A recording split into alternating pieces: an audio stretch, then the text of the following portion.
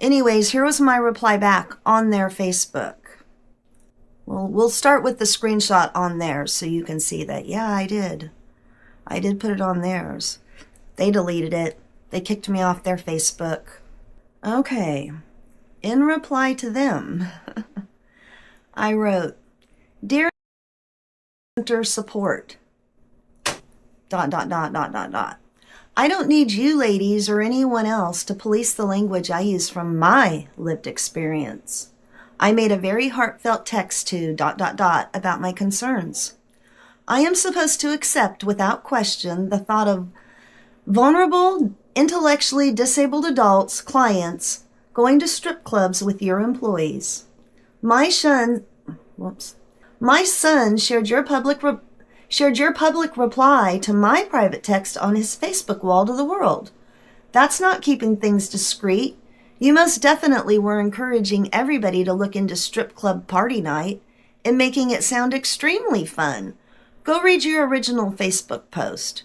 You share the pictures of these vulnerable, intellectually disabled adults on your business Facebook reels pretty much daily. You have invited the whole wide world to the lives of these vulnerable, intellectually disabled adults with photographs, the images you have provided to the world to invent their sick fantasies in their head with. The vulnerable, intellectually disabled adults having fun at the nudie bar. Go ahead.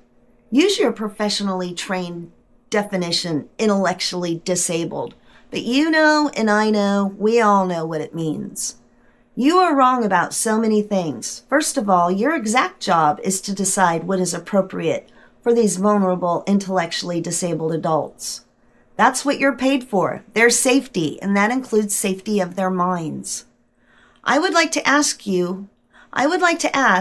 what kind of teacher professionally trains you to take vulnerable, intellectually disabled adults to the strip club? You know, people pay good tax money to provide a compassionate, caring, loving care to vulnerable, intellectually disabled adults.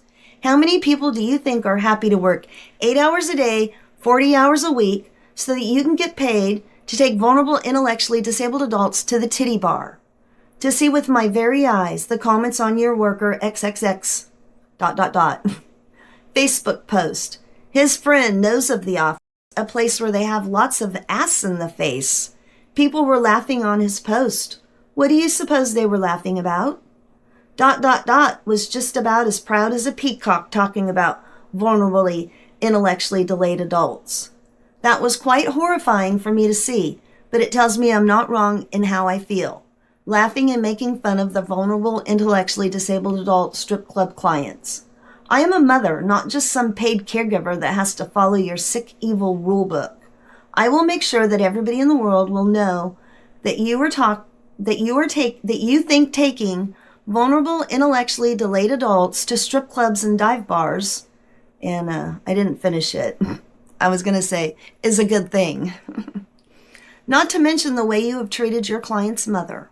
I was promptly put in my place properly with a public Facebook post to condemn me, no compassion, no concern, no care, on your business wall. Call me out using my own heartfelt words against me, trying to make me a mockery. Me. I didn't do that part right either. I have no shame. This reply is going right up on your comments of said post. I have friends too. I have been a mother since I was 15 years old, and I have never been so disrespected, belittled, disregarded, or made a mockery of by a group of professionals in the special needs community ever in my life. Regards. ... Next, we'll go over, I'm not sure what we're going to go over next. I got to go over all my stuff. But like I say, I've called Adult Protective Services in my town out of their very own mouth. It's just fine if group homes want to go take their clients to strip clubs. Not a problem. I think it's a problem. I heard it from the police department in my hometown. Even the sergeant said that he had disabled family members and he would be fine with them all going to the strip club. And then the lady in Salem that tried to spout some law off to me, and then I already had a law saved that I spouted off back to her, and I'm still waiting to see what they're going to say. This is huge. all the way up to the who is the head of the the developmentally disability laws, rules, I don't know, in Salem, up at the state capitol. So, that's what's going to be next. We contacted the representative, and the representative sent my letter that I wrote to the representative, which I'll share with you, off to the state capitol. He's the head of it, and it looks like back in 2023 is when they really, I was reading something over the weekend that I thought, oh, this sounds like where it kind of got started, that, they think they can do this. But there's code of ethics. I've looked up code of ethics for DSPs, and it's just not good. So anyways, I'm going to leave this here, get my video made, put up, and I think I'm going to put these all up on there. And then my next videos soon will be my reply, my correspondence with Salem. And I do have phone calls in already. It's been over a week, and I haven't heard from Disability Rights Oregon or the Civil Rights Department in Washington, D.C. yet. Today is September 22nd, and it's 4:30 a.m. All right. This just has to be stopped. So anyways, onward and upward. Here we go. See you next video.